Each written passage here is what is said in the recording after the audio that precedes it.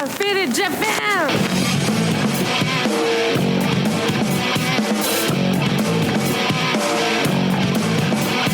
Yeah, all the time I'm business. I'm all about my business, but I ain't got no briefcase. Yeah, all I got's some whiskey. Open now the whiskey, bring it to you. Yeah, I'm leaning up against the door, and my feet are to the floor, and we're messing on go. Yeah, I've been in before. I'm a broken man, needing remedial lands. I'm all about my business. Let me love you till the morning.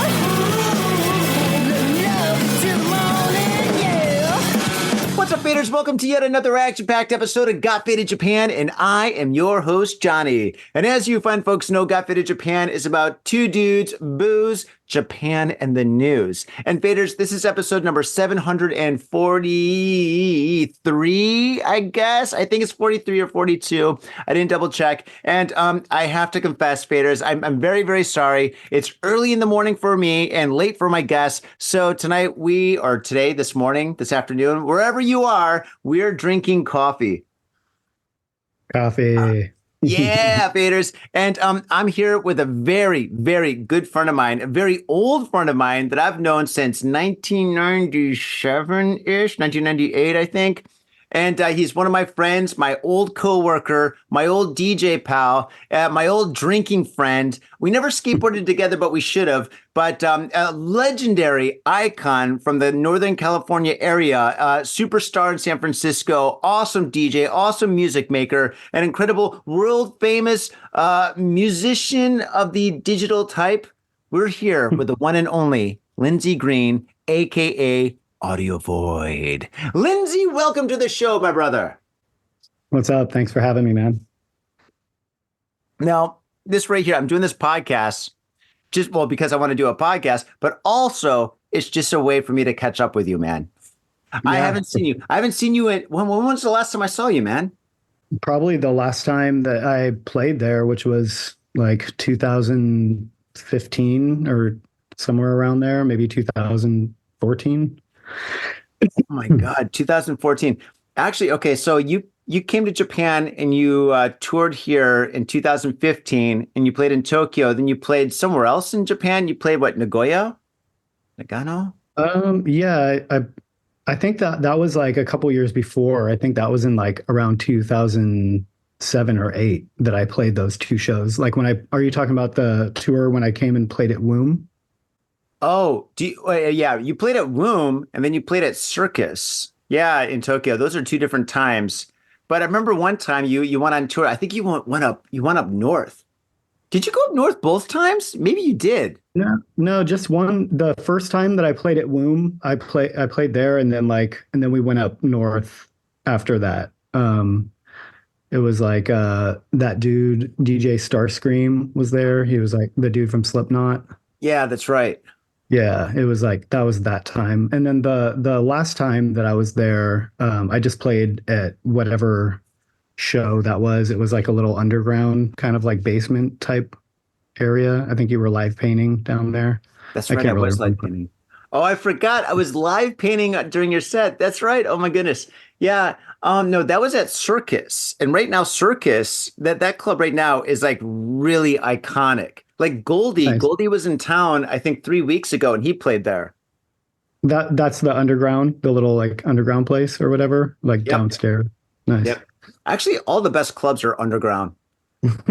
I think it's because of the noise, the bass. If you're underground, the neighbors don't complain, or at least not as much. So yeah, seems like there's a lot of underground, like or like basement type areas in Japan, like basement bars and clubs and stuff. Yeah, that's true. That's true. I've got one venue that I organize events at called Knob, N-O-B, and that's in Shibuya. I know, great name. So there's a whole story behind it. I can tell you if you want. But yeah, that's underground.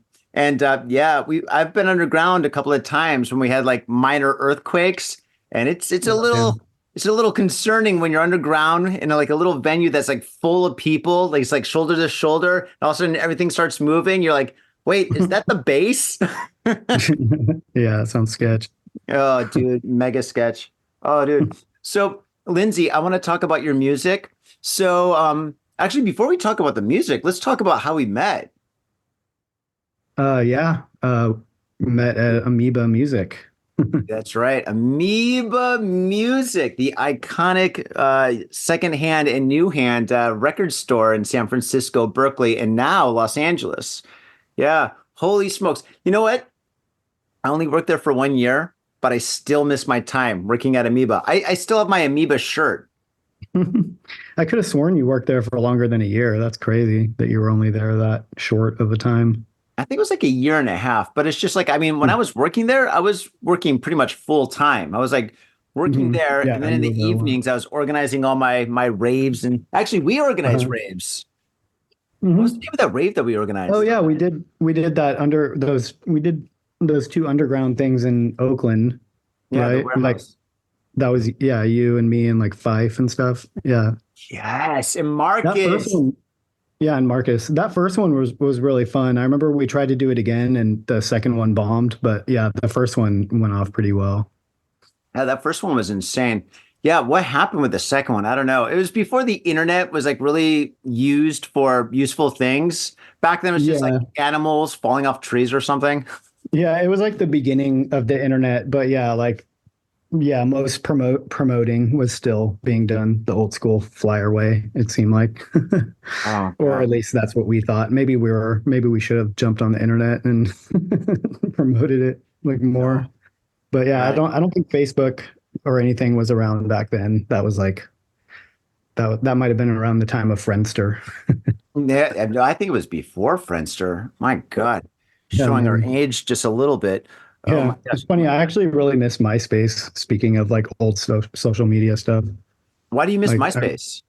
I remember how excited I was when I was able to like figure out how to like put in code or what, like look up like code to like pimp your page out or whatever and put like whatever, just pictures or like weird animated images like moving on your page and just the idea of being able to like make my own little like front page and have like the music that I was working on at that time, just being able to like upload it right there was like such a big deal to me. I thought it was so cool.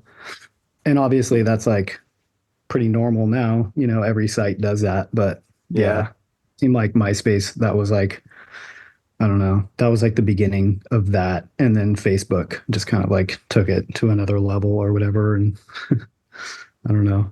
I still never really liked Facebook though, or like the way like any of those other sites handled it. I don't know. Something about MySpace, I just like really resonated with me.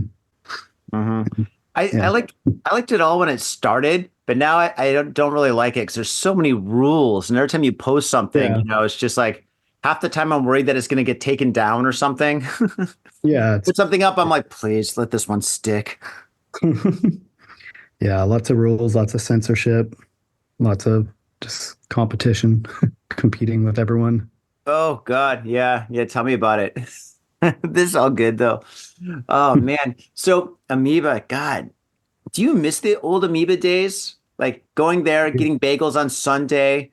Yeah, like I'll get a Oh yeah. bagel, I get a cup of coffee. I go in my little station where because I was putting I was putting CDs in cases and the little Yeah, yeah. what You are were they in called? Diamond receiving. cases. Yeah. Yeah. So I was doing that and stuff. And like every 40 minutes, I just go outside and smoke a cigarette. Like I was Mm. such a heavy smoker. And then after I smoke cigarettes and drink a couple of cups of coffee, I'm like, I wonder what Lindsay's doing, So I go on, I'm like, hey, what's up, man? And then I'd hang out with Marcus for a little bit, and then I'd come back in the receiving. There'd be like so many like hip hop CDs that piled up, and hip hop were the worst because we had to have all the security stuff on it. Yeah, yeah. Security taping. Yeah. Oh my God. Yeah. Oh man, I miss those days. Yeah. Yeah, like everything. I mean, like, everything just kind of like degrades over time, and Amoeba obviously did that. It was like degrading the whole time I was there, getting like closer and closer to like closing, it seemed like, even though it's still open. Mm. But yeah, in the beginning it was really fun when all of us homies worked there. Oh yeah, that was great. I mean, it was before MP3s, Like I even think I think I tried to It talk to wasn't Kara. It wasn't It was before MP3s. it was like MP3s were around, but they weren't like a thing. I mean, oh no, MP3s It was were around. before it was before like streaming, like it was like before like Spotify and Mm.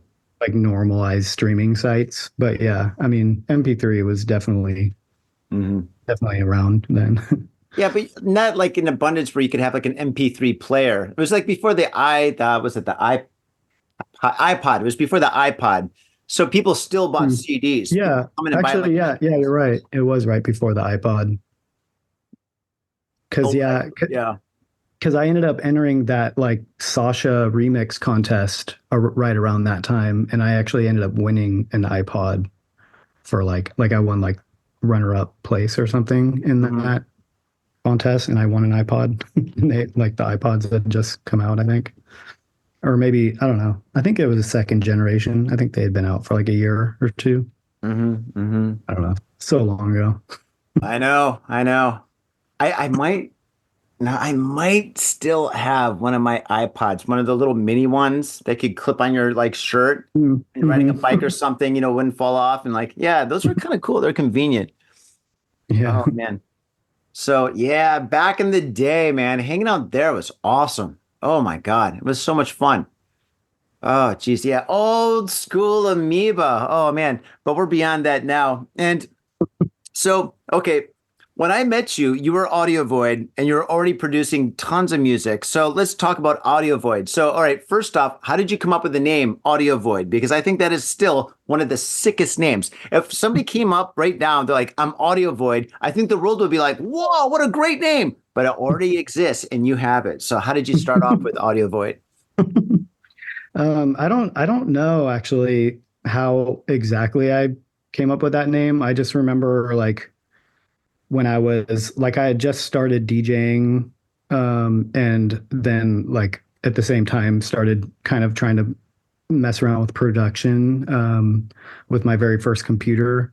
Hmm. And yeah, I just was like brainstorming about a name because I used to like before I came up with Audio Void, I was kind of going by the name Dimension Z, which was just like something that I used to draw all the time. Like I would write it like almost graffiti style on like old drawings and stuff. I used to write Dimension Z on everything. So I was going by that for a while, but yeah, then I was just kind of brainstorming, trying to come up with a name that I thought kind of like fit the like dark, trippy, spacey vibe, I guess. And yeah, and I would just, try and take two different words and put them together and see if they sounded cool. And yeah, at some point I came up with Audio Void and was like, oh, that sounds cool. And so I went and did whatever kind of research I was able to do at the time at the internet with the internet, and didn't see anyone else named like Audio Void, so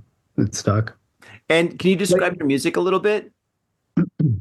um, yeah, I guess. I mean, I've kind of done different styles over, like I've never really stuck with one particular style, but I guess like no matter what style I'm doing, it all still has the same kind of like vibe to it, Hmm. which I would say is just dark, psychedelic, trippy, um, gritty, industrial influenced. Not industrial per se, but definitely like influenced by like industrial stuff. And IDM too, a little bit of IDM influence in there. Yeah, I don't know. Dark, Yeah. gritty, trippy.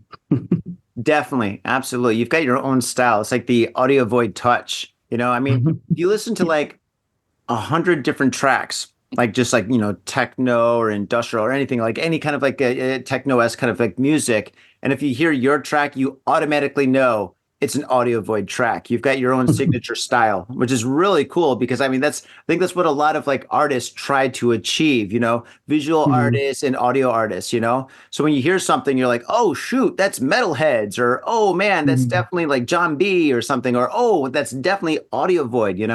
So yeah, absolutely. And yeah, sometimes it takes a lifetime of producing like artwork, video and audio just to make, so you've established it, and that's really awesome.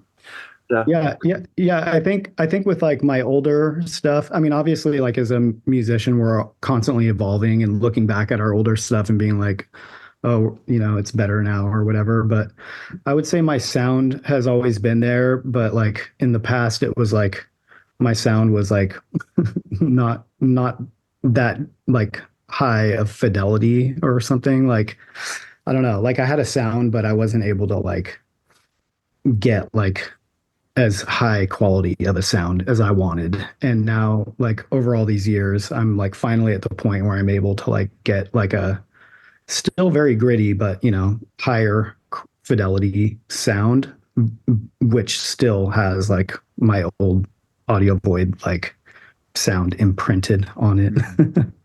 I don't know Oh, that's if that awesome. makes any sense. It does make sense.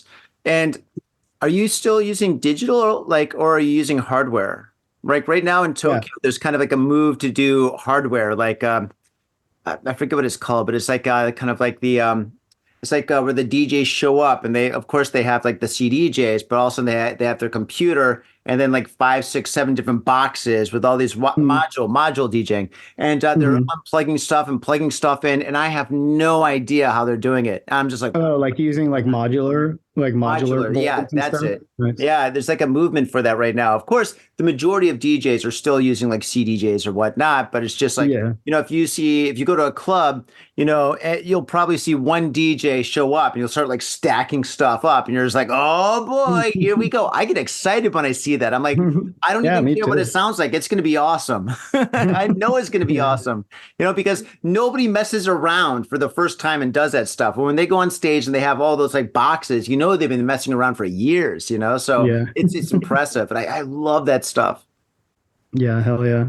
Yeah, no, yeah, I haven't done any live shows for a long time now, but Mm. yeah, when I was doing them, I was pretty much still doing the Ableton Live computer like hybrid DJ set type thing. It's Mhm. like DJ slash live remixing, I Mhm. guess, in a Cool. way. Um, but yeah, I've never really liked playing in Ableton because I mean I started on like vinyl decks, and like kind of like transitioned to Ableton just because it was easier to like go out and play shows with my laptop and stuff and not have to worry about like vinyl and decks and stuff anymore. But at the same time, I never really got like the satisfaction that I did from actually like hands-on DJing. So yeah, I ended up buying a Pioneer like all-in-one XDJ thing. It's basically like two, CDJs like in a mixer all in one unit or whatever. Mhm. I Mhm. ended up buying that, and so yeah, like when I start playing shows out again, I'm probably gonna just go the CDJ route, just for simplicity. And maybe at some point, like I'll start trying to incorporate my computer back into it as well, so I could do, which is actually a pretty good idea. It's actually, and I've played shows like that before, where I kind of like mix back and forth between my set on my laptop and then like a CDJ. Mhm. Um, and it's good to have that because it's also like serves as like a backup. So if one of like if the computer crashes or if the CDJ gets fucked up or something, the music like doesn't have to like stop because there's like two different sound sources. Mhm. But yeah. Yeah, yeah, that still happens not quite a bit, but every so often, you'll be at a club. Where was I actually? Oh, yeah, I was at an underground club in Utenji, which is just south of Shibuya, and it was like the small like hangout spot slash mini club or whatever that all these DJs hang. It's like a club for DJs, right?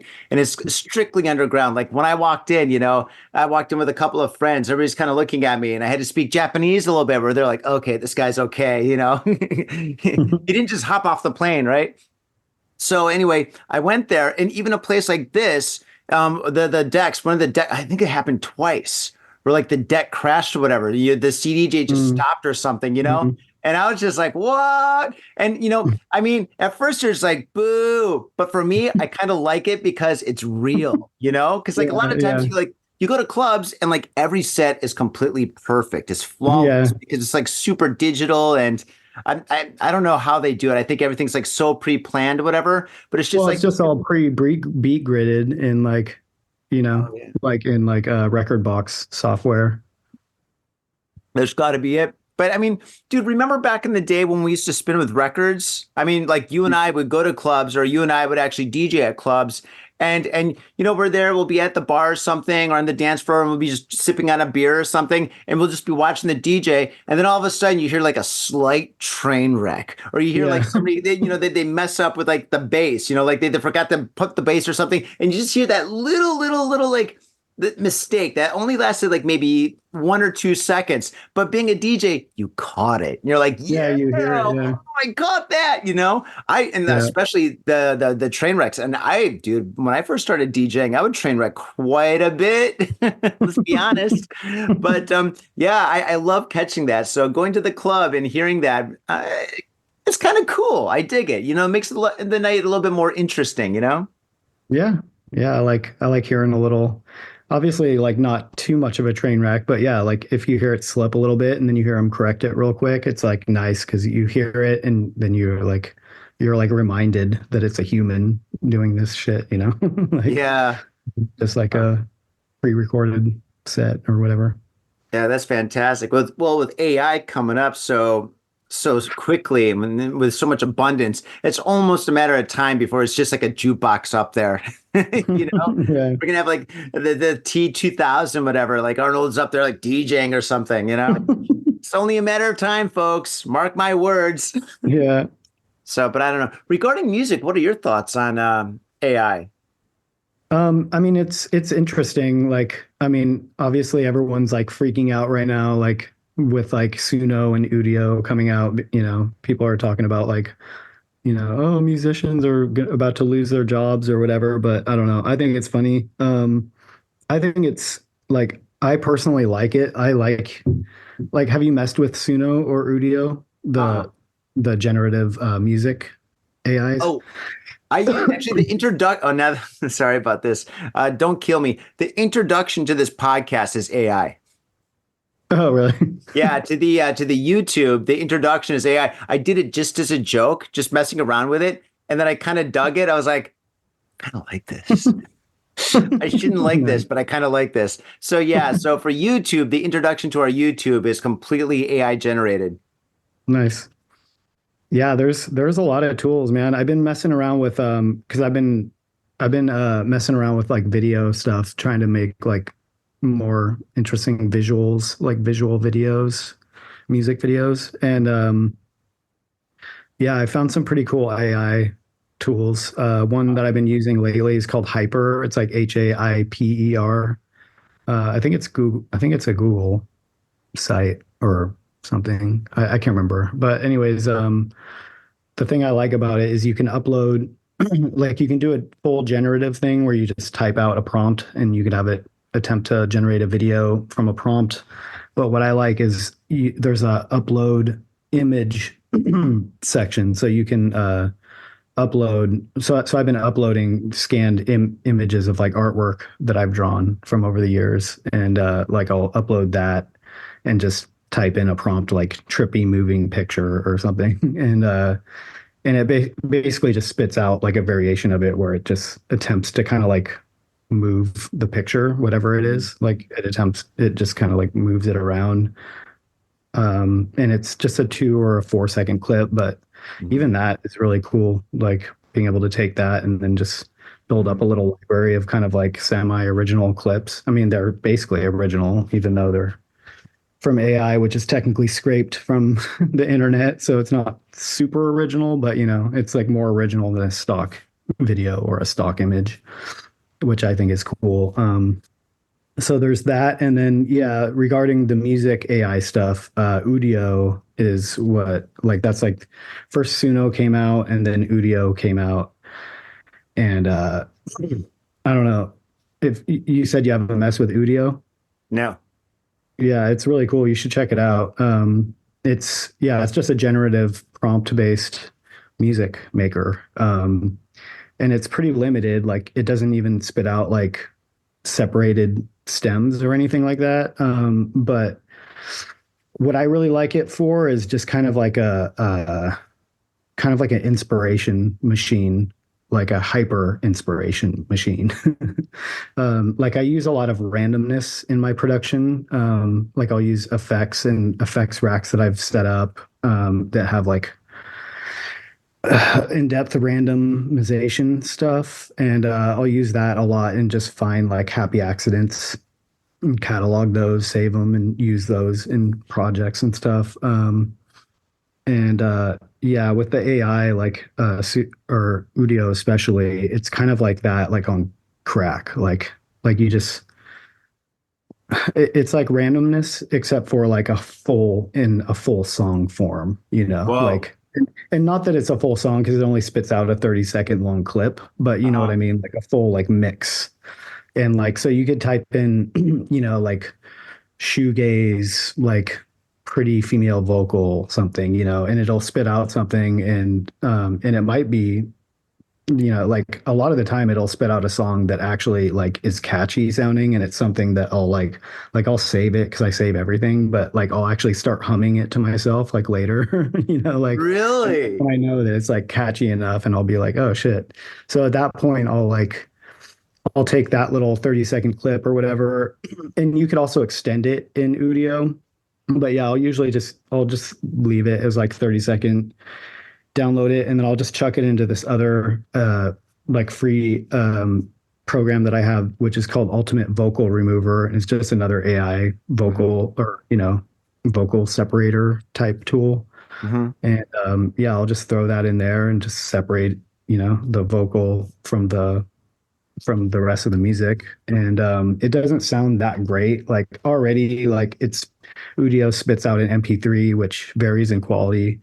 Sometimes it sounds really good, but even like the best that it sounds, it still is like not great. It's still really obvious it's an MP3. And then once you run it through like a vocal separator thing, it even can potentially even sound worse.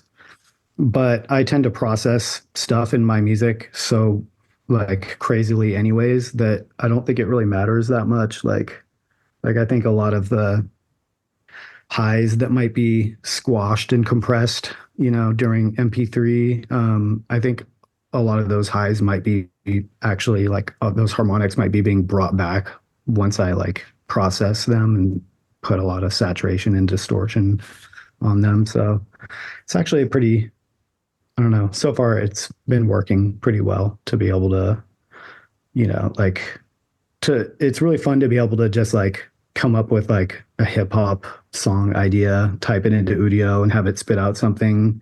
Sometimes it takes a couple tries, but yeah, eventually like I'll find something that I like, and then I can just rip the acapella out of that. And it's basically an original acapella, you know, like people will do that by, you know, they'll go onto Splice and they'll search for like an acapella to chop up or whatever. And this is just, I like this better because it's even more original than that, you know, just like one level original. Wow, that is fantastic. Yeah, I haven't used AI for any of my artwork regarding like painting and stuff like that. Like for me, I don't know. Like I'm tempted. I'm tempted, but it's just like I know me. I've got such a horribly addictive personality where it's just like, I mean, if I do it once, like for example, let's just say I take one of these paintings behind me and I put in AI and it does something absolutely insane. I'm like, game over. This is what I'm doing from here on out, you know? So, you Yeah, know, that's the thing. That's the thing with AI is like it's still not at a point where like the best that you can do with AI is come up with a really cool random idea and then work off of that. Like you can't really use generative AI to like come up with like a very specific idea mhm, because you'll just be like running in circles trying to type in the exact prompt, and then like mhm, it'll spit out something that's not exactly what you're looking for. mhm. So yeah, it's like yeah. Anyways, No, no, no, no. That makes complete sense. But still, yeah, when it comes to artwork, I mean, to be honest, I mean, I cherish the time that I spend making a painting, the hours and hours and hours it takes to develop the concept and then to actually put like pencil to paper and then, like paintbrush to canvas. For me, Yeah. I mean, that's spiritual, I mean, some of your soul goes into each and every piece of artwork that you make. And Yeah. yeah, I think that's one of the things that gives it value to a degree. But yeah, I think there's no way I would completely just go into AI and just like make paintings that way if it's possible, No. you know? No, you just But want to use it as like a starting point or something, yeah, or use it as like, something to manipulate some, like what I was saying, like it's fun to take like scanned images of a painting or a mm, picture that you did and then throw that into an AI program and see like what it will do with it. yeah, But but I don't want but to get it. never rely fully on it. I'll let somebody else do that. Yeah. Yeah. Oh my gosh. Yeah, my wife and I, like we went to this art store. Have you ever been to Seikaido in Shinjuku? It's that mega art store that has like 5 floors of just like art supplies. Mm. I don't think so. Yeah, I think actually when we hung out in Tokyo, it was like mostly Shibuya. But there's this art store, and I work with them to promote my art exhibitions. And anyway, I went there recently with my wife, and my wife, she's just like, "Oh my God, they got so many sketchbooks here." I'm like, "Yeah." And then she found these pastels, these amazing pastels. They're super cool. These Japanese pastels that are just so beautiful. And so now my wife and I, we've got this new hobby where at night, just to wind down before we go to bed, we like, pull out the sketchbooks, and I'll do my thing and then she'll do her thing. And usually it's anywhere from like an hour to 2 hours of just like, just having fun and sketching. So I don't want to get used to AI and like kind of destroy our bonding experience every night. Mm. Yeah. It's a great way to drink wine too. Mm. Yeah, it's like, oh, let's get a bottle of wine and sketch. My wife's like, oh, hell yeah. Oh man, that's awesome. And I heard your latest track. I got it in an email. Was it like 2 days ago? Believe it or not, it was called like I think it's called At the Record Store. Is that what it's called? Radio waves. Radio Waves. That's it. That's it. Yeah, that is pretty awesome. How like did you just make that? Yeah, I made it. Well, I just finished it. Um, I started it. I mean, I pretty much made that track in like a day or two, whenever it was that I Mhm. started it. It was Yeah. months ago. But yeah, I made it and then sat on it for a while, and Mhm. then which is what I tend to do with music. A lot of the time I'll make stuff and I'll just sit on it and then never release it. But yeah, I'm starting to try and like really get on myself about trying to release. I mean, I'm just trying to like take my stuff and just put it out there and not sit on it anymore because Mhm. it's totally useless to just sit on all this music and never put it out there. Oh man, yeah, you got to put it out there, man. You can't have a vault like Prince. You don't want to die, and all of a sudden, Yeah. like your family's fighting over like millions and millions of tracks. Yeah. Release it to the world, man. But yeah, that track is really, really good. And you made a music video for that one too, didn't you? Hmm. Yeah. Yeah. How can people see the music video? Is it on Hulu or YouTube or something? Yeah, I uploaded it to YouTube, just my AudioVoid YouTube channel. Okay, fantastic. I'm going to have access to that track and to the music video in the show notes. So, faders, go down to the show notes, and that's going to be on YouTube and on Spotify and iTunes, whatever. Just go in there and stuff. Click on the link, and yeah, and they can buy it from the link too, right? Yeah, that track is available only on my Bandcamp Bandcamp. All right, cool, for fantastic. purchase. Yeah, but then yeah, I have other tracks like on Spotify and stuff. But the tracks that are on Spotify are tracks that are released officially through a label, Mhm. and that track Radio Waves I just made and released myself. I just didn't even really release it. I just made it and just threw it up on Bandcamp and YouTube and everywhere, That's awesome. which is Yeah. what I'm going to start trying to do like more regularly. Yeah, you should do that as much as you can. Yeah. And you're looking for gigs right now, or are you waiting for a little bit or taking it easier? I'm chilling. I'm not actively like I'm currently still in a pretty crappy living situation, living like a hermit up in the hills. That's the way to do But it, man. I wish I but could do that. Get me out of this city, man. Take me up to Niigata. I'd love to be up in um, the mountain making music and artwork. yeah, it sounds fun when you're like, yeah, it sounds like a good idea until you're actually in the situation, and then it sucks. But yeah, I'm excited to get back, like to move back to where there's stuff happening and I can actually like see people and hang out with people and collaborate with people. And damn it, I forgot what my point was. What was our point? The benefits are the pros and cons of being up in the mountains creating artwork. Yeah, but I forgot what my point was, why I was talking about that. Oh yeah, about gigs. Yeah, so I'm not currently trying to look for gigs right now because I'm just too far out. But within a month or two, we're gonna be like moving, and at that point, I'm gonna be back into the swing of things, hopefully. And at that point, Nice. I'm gonna be starting to try and get gigs again, I think. But in the meantime, I'm just gonna keep taking either like new works in progress music that I'm working on, or even just taking like old stuff, like what I was talking about that I made and just never released, and just kind of like retouch it up and re- throw it out there. Yeah. Do it. Yeah, absolutely, man. Yeah, that's awesome. Yeah, and so after you get some gigs like in San Francisco and Los Angeles, are you thinking about traveling overseas again? I mean, you've traveled to what, a couple of countries, and definitely Japan twice, Australia, New Zealand, and so on. But yeah, is that in the works at all? Or I've got some Um, friends in Europe, man. I could probably hook you up mhm. in France. Yeah, I mean, I'd be down. Yeah, I don't, like I said, I don't have anything in the works at the moment, but yeah, if I start touring again or playing again, I'd be more than happy to come back to Japan or Australia. I never played in New Zealand, but that would be cool to go to New Zealand too. Lots of Um, drum and bass there. or even I've actually never been to Europe, so it'd be great to visit and play in Europe. Oh, God. um, Yeah, Europe is great. oh, and Thailand too. I've been to Thailand like 5 times, and I've never played over there, so it'd be great to get some gigs over there. I've never heard of any of your Thailand stories, but I go to well before Corona, before the big Coronas, my wife and I would go to Thailand once a year, right? And we'd go there and we'd hang out. You know, pretty much we just eat. We'd stay in the hotel, we'd eat, and then we meet Gavin or a couple of my other friends that are out there and stuff. And then Gavin's a guy that we used to work with, and every time I hung out with Gavin, you know, he would talk about, you know, like when he first came to Thailand, he's like, yeah, you know, Thailand's changed quite a bit, but I've got the story where this one thing happened and did.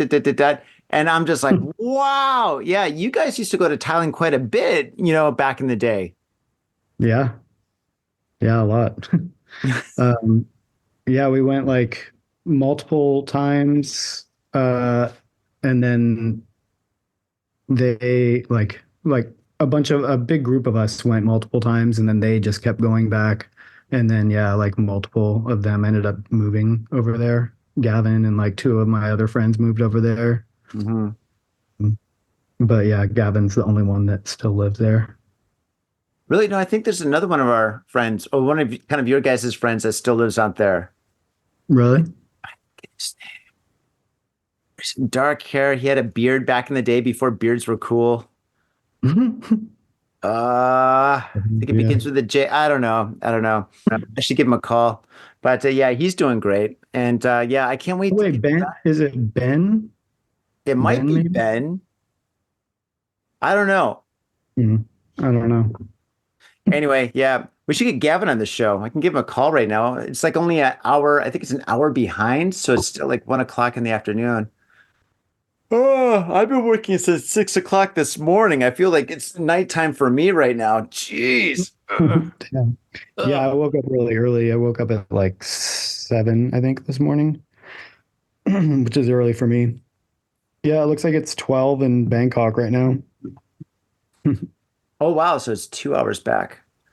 Okay, gosh, I love Bangkok. I heard that the Japanese yen is equal to the baht right now. That's crazy. Isn't that crazy? So yeah, my Because wife yeah, and I were, hmm? everything was like always. I thought I remembered everything being like twice as expensive in Japan It uh, was. when I used to go there. Yeah. Yeah, yeah. The last time when you came here, yeah, it was really. I mean, when I used to go back to this, well, I mean, I've been living in Japan for so long. When I first came to Japan, it was kind of tough, right? Because all of a sudden everything was like two, three times the price as it was in like America until I started like working in Japan, right? And then when I started making like Japanese yen and going back to the States was awesome because when I lived in the States, I was always poor. And all of a sudden I'd come back, and all of a sudden like $100 of Japanese yen was now like $150, something like that, right? And I was just Mhm. like, great. I'm gonna go to the comic You're book like shop. I'm gonna balling. buy some CDs. I'm gonna buy some clothes. I'd never bought shoes before. I'm buying shoes. So I was going crazy, right? Going to the bar, being like, all right, this round's on Johnny. But now it's like opposite. Now I go to the States, I'm like, mom, dad, everybody, I'm just gonna stay in the basement and watch TV and drink Budweiser. I ain't going anywhere. If you want to see me, I'll be down there. But yeah, yeah, right now it's just like, I mean, if you're going to come to oh, well, okay. For you to come to Japan and perform out here is probably not a problem at all. The most expensive thing would be the plane ticket, right? So you come out Mhm. here and everything, I think right now, the last time I checked, everything is like 40 points below. So, for example, a can of Coke in America, if that cost $1, in Japan, it costs like 60 cents, right? Hmm. Which is about Okay. the same as like the bot, right? So, pretty much if you come here, I mean, your dollars go very, very, very far, very far. I Only like the sound problem of is, that. yeah, but the problem is, all right, so let's say you're here and you get like 3 or 4 gigs and you're getting paid in Japanese yen, right? And you're like, yay, I got paid. But then you take that money that you just made and then you change it to American dollars and you're like, Yeah, oh no, yeah, I that made sucks. $50. Hmm. But I think a lot of it is pretty much for the experience too when you come to Japan. So I think a lot of the Yeah. DJs and musicians, I mean, because we're getting so many musicians coming out here now, it's like crazy. It's like so good. Like I said, Goldie's been here like twice in the last year and a half, I think, and we're getting so many bands from Australia coming in. Like I just booked 2 Australian bands to perform in Shibuya yesterday. So it's just like everybody's coming here. So I think they're just coming here for the experience. And I guess it's kind of like what are they calling it? They're calling it a buycation. The buycation is where you go somewhere just to buy stuff. So Oh. yeah, so you come there, you just buy a bunch of stuff. You show up with like an empty suitcase. I wonder how that is in like customs. If you work at customs at Narita or Haneda Airport, and you get like all these people showing up with empty suitcases, and you're like, what is going on here? We're coming here to buy all your stuff, I guess. So You're but coming to buy anyway, a bunch of hentai and shit. oh gee, yeah, yeah, I guess. I wonder, I wonder what everybody's buying out here. I wonder what's like what is being sold the most to the tourists. Of course, it's sushi and ramen, but probably I think a lot of people come out here and they go to Uniqlo. They buy a lot of stuff from Uniqlo and maybe Don Quixote, like snacks, Japanese snack, probably luxury goods. Probably a lot of Louis Vuitton bags or Coach bags or something. They go back to the States or Europe or wherever and they sell them and pay for their whole vacation times 10. Oh man. Yeah, that's what you should do, Lindsay. Get some tracks Yeah. together. Let me call some guys that can bring you on here. No problem. Oh, that's cool. Hey, speaking of tracks, before our interview, I opened up my crate and I found a couple of I guess diamonds, right? I did some digging and I pulled up some gems, bro. Do you remember these? Oh shit. Yeah, look at this, dude. I got your CDs, man. I even bought this one at Amoeba. Check that out. How much were you selling that for? $10. Yeah, $10. Oh my goodness. Yeah, dude. So I got a couple of your CDs here, man. Yeah, dude. See, that's what kind of a friend I am, right? I threw on all my CDs, all my old CDs. Everything went away except for these. These and a couple of other like classics. But yeah, That's man. awesome. Yeah, dude. Yeah, the next time you come on, you got to sign these. That will be awesome. Yeah, and speaking of your artwork, man, the cool thing about your artwork it's so odd. It's so odd. It's so bizarre. It's so detailed and it's so original, man. Like, look at the CD case, dude. This one here is for Disconnect Yourself, right? And if you look right here, Faders, for everybody that's watching us on YouTube, and you should be watching us on YouTube, check that out. Look at that design. Isn't that incredible? How did you make that? Did you make that with a ballpoint pen or something? Yeah, it's an old pen and ink drawing, and yeah, it's just like cut up into like a couple different parts. Oh my God, dude. That is awesome. I'll tell you what, man, if you come out here, or not if, when you come out here, what I'm going to do is I'm going to book you to perform at one of my events, right? And then I'm also going to book you to actually showcase your artwork at maybe Tokyo Art Tank or one of my other like art extravaganzas. So That that'll would be be cool. sick. And then you could DJ there. That'll be great. That would be awesome. Yeah, I've always wanted to score some kind of like a gig like that, like an art, some kind of an art gig where I could like showcase my art and music at the same time. Yeah, that right there, that's the first album that I ever made, my first CD. Twilight Machine. Dude, you should be a copywriter. These names are fantastic. AudioVoid, Twilight Machine, Disconnect Yourself. My, Yeah, I need to remaster and re-release those because they're pretty janky sounding nowadays. But well, but yeah, like they wouldn't need that much more work and to like sound good enough to be like re-released. Hold on one second. no problem. No, but I think these sound absolutely fantastic. So Sorry, I had faders. to let my cat in. Oh, you got a cat? Yeah, I had to let my cat in the door. Ah, I know how that is. I used to have a cat. Oh man. So awesome, dude. Yeah, very, very cool. So the future for Audio Void is moving closer to the city and then playing gigs and then touring. Am I leaving anything out? Yeah, I think that's that's the general plan. I don't really have any like thing solidly planned out yet, but yeah, that's the general gist, I think. Oh my God, my other cat is trying to get in now. Sorry. Oh my gosh, cats. What can you do? Yeah, my cat would do the same thing while I was podcasting. My cat would like to be, when I was podcasting, my cat would just be like, come up to me and she like try to be in the show, you know? She like try to like poke her head up and be like, hey, what's up? You know? Or if I was interviewing somebody, she would play with the person I was interviewing. Like, I mean, my cat was like so playful. So yeah. Hmm, Oh, cats, they're the best pets. they Oh are. man. They're Yeah, like our little children. I know. I know. Tell me about it. But yeah, that's awesome. And if there's anything I can do to support you, man, in Japan or Europe or anything, you know, if you ever need anything, you just let me know, man. I've always got your back. I'll always have your back, man. Thank you, man. Appreciate that. Yeah. Faden. Oh, dude, you're doing great, man. You're doing really, really great. Seriously. Yeah. I mean, I'm exhausted right now. I'm on like a bunch of cups of coffee. I've got this art exhibition coming up so quickly. Lindsay, you have no idea. I'm like one of those people, well, as you know, I've known you for so long, but I'm like one of those people that has to do like three things at the same time. And I got to have deadlines that just are almost like, I mean, for example, I got a huge project coming up in about a week. I got like so many meetings happening the week after that. And then the week after that, I've got Tokyo Art Tank, which is like this huge art exhibition that I'm rocking, right? And so it's just like I'm completely exhausted. I'm not sleeping at all. I'm so delirious, right? Dude, I'm not even drinking that much anymore. Like, I mean, usually when I do Cafe to Japan, it's like, basically our tagline is two dudes, booze, Japan in the news, right? Where me and my co-host or whoever I'm talking to and stuff, we're drinking, we're talking, we're having a good time and stuff, you know? And, but now it's just like, dude, I can't afford to be intoxicated at all. I can't afford to be hungover or anything like that. So yeah, it's just nonstop for me. So I'm just like sleeping like 3-4 hours a night. It's crazy, man. But yeah. Oh, speaking of Tokyo Art Tank, like I said, man, if you ever want to come to, or when you come to Japan, dude, I'm so going to book you for Tokyo Art Tank. We'll kind of set that up. So that'd be really great. Yeah, I would love that.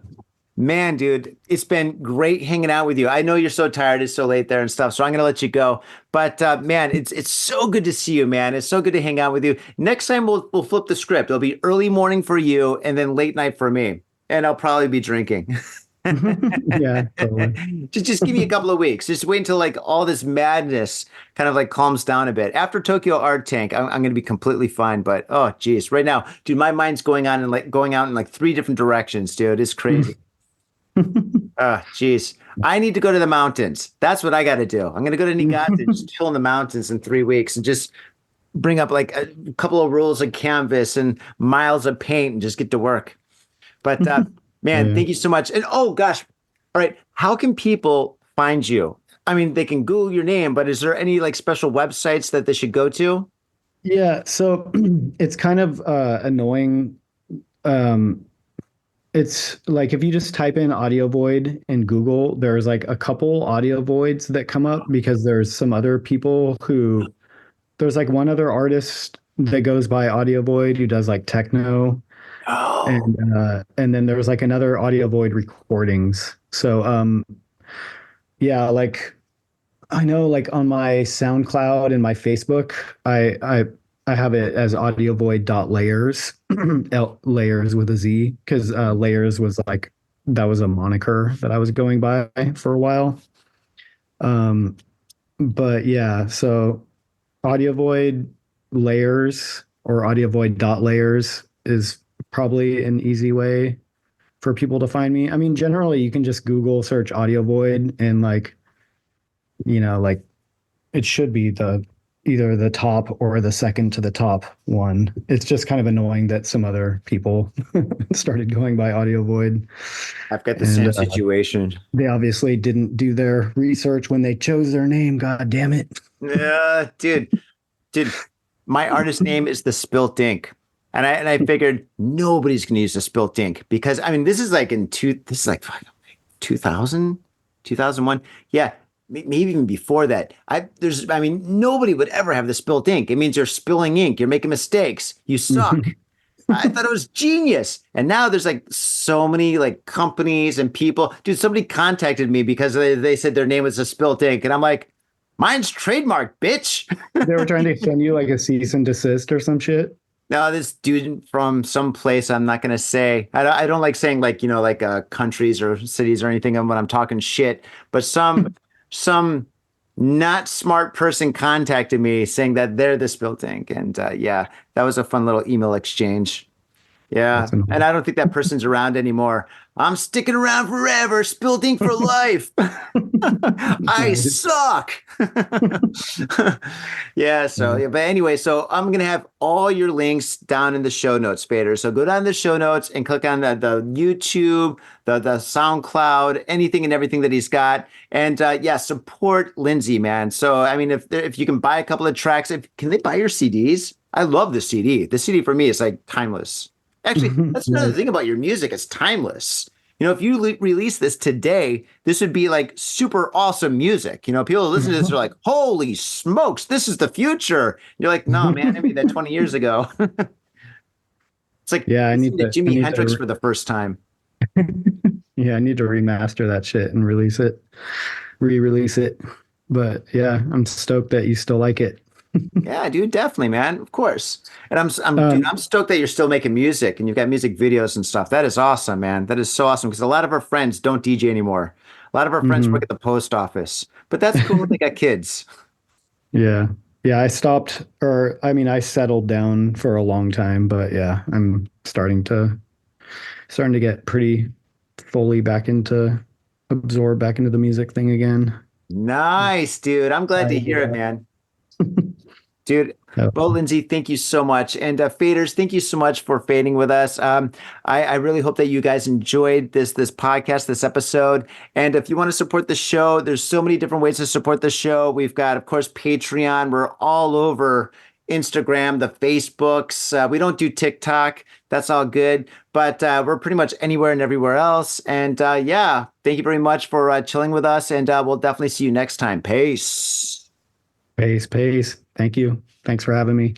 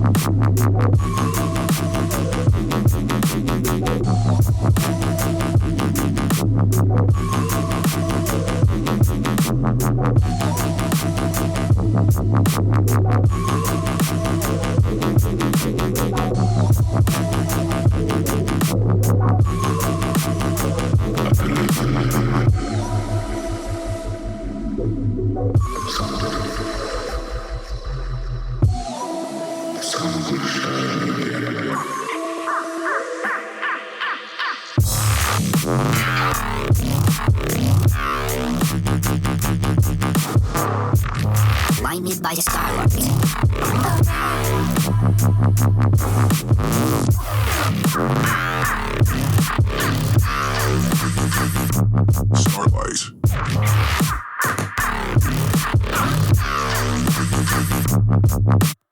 Detect.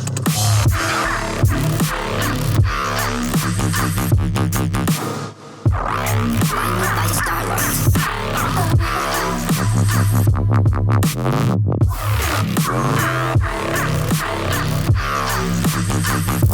Starlight.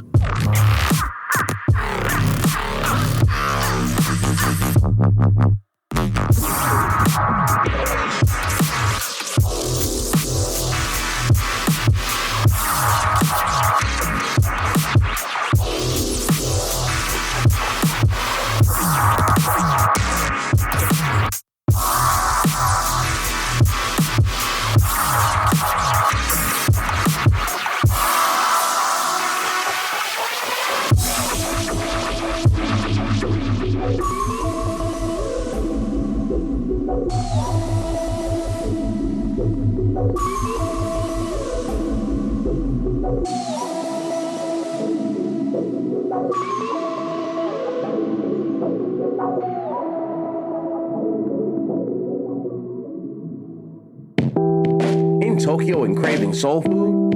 We've got just the place for you. Soul Food House in Azabu Check out what we do at soulfoodhouse.com. Come by and taste the love. We look forward to feeding you. Are you at Harajuku with some out-of-town friends or your family or significant others? Yeah! Do you want to chill and drink beer and eat sandwiches while your friends overpay for glitter unicorn socks? Yeah! And the flavor's gonna make you complete at Harry's Sandwich Company. So come on down to Harry's Sandwich Company in the heart of Harajuku, right off Takeshita Street. See you there! Yo, what's up, Faders? Got Faded Japan has got a new sponsor. Our new sponsor is Gamuso Bar, located in Asagaya, Tokyo. If you're kicking it in Tokyo and you want to get your groove on, get your fade on, you better get your ass down to Gamuso. Gamuso is located in Asagaya. It's about 11 minutes from Shinjuku Station on the Chuo line. Gamuso has weekly bands, weekly performances. And hell, if you got your own event and you want to hold it at Gamuso, we'd love to host you. So contact Gamuso at www.gamuso.com. That's www.gamuso.com. That's right, Gamuso has not only beers in the bottle, but beers on tap. We've got every drink you want, so come on down to Gamuso. Gamuso, and if I'm working, tip me. Have your attention, please. Attention. Hey, yo, what's up, Faders? Johnny here. You know I love booze and news, but I also love art. So come on down to thespiltinc.com and check my art out. I've got tons of stuff there for you to check out. I've got paintings, I got prints, I got videos. And I tell you what, if you like a painting, I could probably sell it to you. And I tell you what, if I can't sell you that painting, I will definitely sell you a print. I've got prints of all my work. Prints are about 2,000 N each, about $20, but if you buy two, you get the third one for free. So come on down to thespiltinc.com. Yo, and on top of that, I'm looking for commissioned work. So if there's something that you want me to do, I can make it for you. Just check out my stuff and see if you like my style. And if you like my style, I can definitely paint you anything on canvas, paper, whatever. I've done it all. So come on down to thespiltinc.com. That is THESPILTINK.com. Thespiltinc.com. Proper. Mitsuya Liquors. Yo, what's up, faders? If you're in Asia, if you're in Japan, if you're in Tokyo, if you're in Asagaya, you better get down to Mitsuya Liquors. That's right, for the most affordable prices in Japan, you can get over 300 different kinds of beer. That's right, over 300 different kinds of beer. And of course, they got all the shochu you need, all the sake you need, and of course, they got wine from California to Italy to France to New Zealand. They got it all.